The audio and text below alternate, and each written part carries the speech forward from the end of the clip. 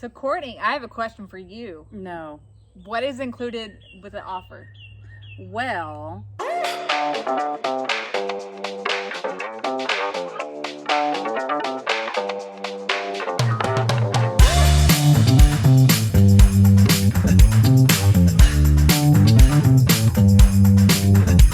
first thing is you get your lender, you get your real estate agent, and then you go shopping. So you already have the limit because talk to our lender. We have a pre-approval in hand. Find a house. We're getting ready to start an offer. What we do is we go ahead and you get with your agent. They're going to give you the right game plan, which I'll even start telling you guys what my game plan is with my clients, just because that's how we get under contract and get those winning offers. As an agent, we fill out, the first page, which is just the house information, seller and buyer, names. Nothing spectacular, but then you go into the second page, you have financial information. You're going to have what kind of home loan you're getting or you're pre-approved for. So that can be FHA, conventional, South Carolina housing, VA, anything, other. You'll have that information in there. You're also going to have disclosed is how much earnest money that you're going to put down. So if you look back at some of our older videos, I explain what earnest money is and how it's good faith. And you're going to talk with your agent on what a good solid amount is, saying that, hey, I'm serious. I'm willing to lose this money. If worst case happens, I don't like what's going on and I just change my mind and want to walk away. Are you willing to risk losing that? 9 times out of 10, when you have a higher amount, you're not. So just keep that in mind. After you have the earnest money information, there are some agents and brokerages that hold the earnest money, but you also have to include, who your closing attorney is. Then you have the contingencies. So this is where the competitiveness, the second part of competitiveness, let me correct myself on that, is going to be due diligence time frame. If you're going to do full due diligence, which look at our other videos, we've got all the inspection information, as is, all that stuff. So you have due diligence, you have as is with due diligence, and then you have regular as is, no due diligence, saying I am buying this house the way exactly it is at this moment. After that, you also have the financing contingency, and then you have the appraisal contingency. So there are ways, now you'll have to get with your lender on if you can even do this.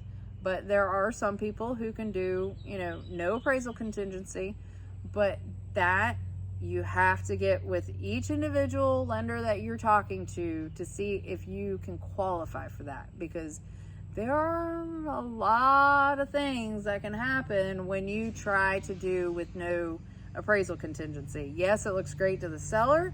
That's what we look for, but it could hurt you in the long run. So make sure you get with your lender, because you may not be able to, or you may be putting enough down to where you're only ultimately taking a loan out for $50,000. So, I mean, it just all depends on your specific scenario. So again, lender, I leave that one alone. And as an agent, I always talk with the lender that is working with that client to see what they're capable of doing, anything like that. Then you also have appraisal gap coverage. That you can put in, there's a nice little blank space that you can just put all of the things that you want to have convey with the house, which typically it's kitchen appliances, refrigerator, stuff like that. If the washer and dryer are there and the house looks vacant, you may want to ask for that, because you don't know if it's going to stay or not. Then you can put your appraisal gap or any incentives that you want to do to make your offer stronger. That's like a blanket area of, you can start putting this instead of filling out another form. I always fill out an extra form for specific things. And then you have your closing date, which we always want a quick one. And then when your expiration is going to be. And that's important, because you can have it too early to where multiple offers are coming in, and yeah, you want to have a quick, like, 24-hour expiration on your offer.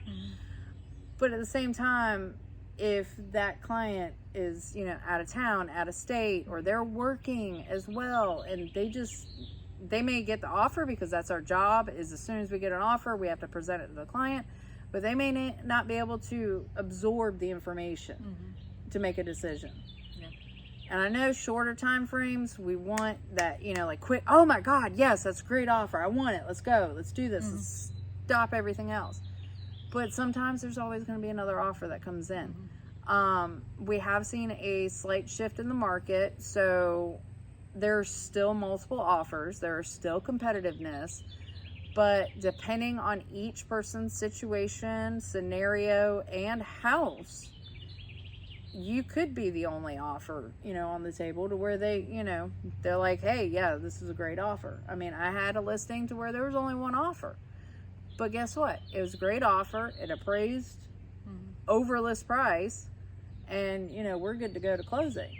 But they had a very competitive and good offer on top of that. We had some other ones that agents were talking, but they never put anything in writing, because, again, a lot of people are getting scared. They don't want to compete. So those are the things in the Columbia contract. There is a state contract that all the other areas will use, and sometimes, Columbia agents will use that.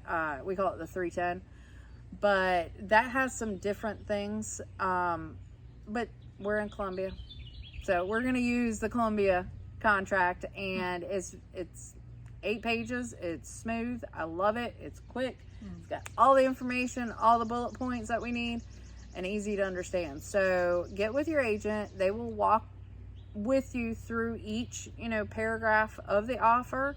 It gets boring. Just saying, I hate doing it to my clients, because I'm like, hello, but that's something that we have to do. Just that way we make sure you understand. But this is just like a quick little, this is what the main things in an offer that, as agents, we're looking to fill in real quick. So that's all I got. Well, thank you for that. You're welcome. So stay tuned. And like, subscribe, and hit that notification bell.